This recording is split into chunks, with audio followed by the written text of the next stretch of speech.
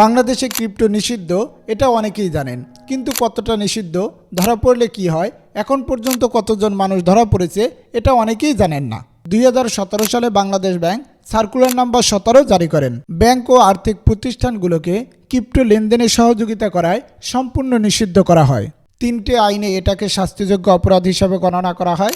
বৈদেশিক মুদ্রা নিয়ন্ত্রণ আইন 1947, মানি লন্ডারিং আইন 2012 আর সন্ত্রাস বিরোধী আইন 2009। সেপ্টেম্বর 2025-এ বাংলাদেশ ব্যাংক আবারও সতর্ক করে, ওয়ার্নিং নোটিশ BBCC 2025, যেখানে যে কোনো প্রতিষ্ঠানের লাইসেন্স বাতিল এবং ফৌজদারি মামলারও হুমকি দেওয়া হয়। এখন আসেন বাস্তবে কি হচ্ছে।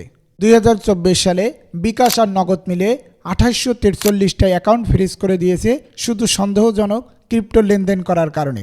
2024 সালে আরও একটা জরিপে দেখা গেছে যেখানে 68% ক্রিপ্টো ব্যবহারকারীর অন্তত একটা ব্যাংক অথবা মোবাইল ব্যাংকিং অ্যাকাউন্ট ফ্রিজ হয়ে গেছে। তাহলে কি জেলে যেতে হবে? মানি লন্ডারিং প্রতিরোধ আইনে সর্বোচ্চ 12 বছরের বিধান রয়েছে, তবে এটা শুধু আপনাকে প্রমাণিত হতে হবে যে আপনি মানি লন্ডারিংয়ের সাথে জড়িত। শুধু বিটকয়েনের জন্য এখন পর্যন্ত কেউই জেলে যায়নি, কিন্তু আপনি যদি ধরা পড়েন তাহলে আপনার অ্যাকাউন্ট ফ্রিজ, এটা 100% ধরে নিতে পারেন। সংক্ষেপে বলতে গেলে বাংলাদেশে ক্রিপ্টো আইনটা এখন পর্যন্ত ধূসর এলাকার মতো রয়েছে। ঝুঁকিটা বাস্তব, অ্যাকাউন্ট ফ্রিজ, তদন্ত, মামলা যে কোনো সময় হতে পারে। সিদ্ধান্ত আপনার, ঝুঁকিটা জেনে নিন।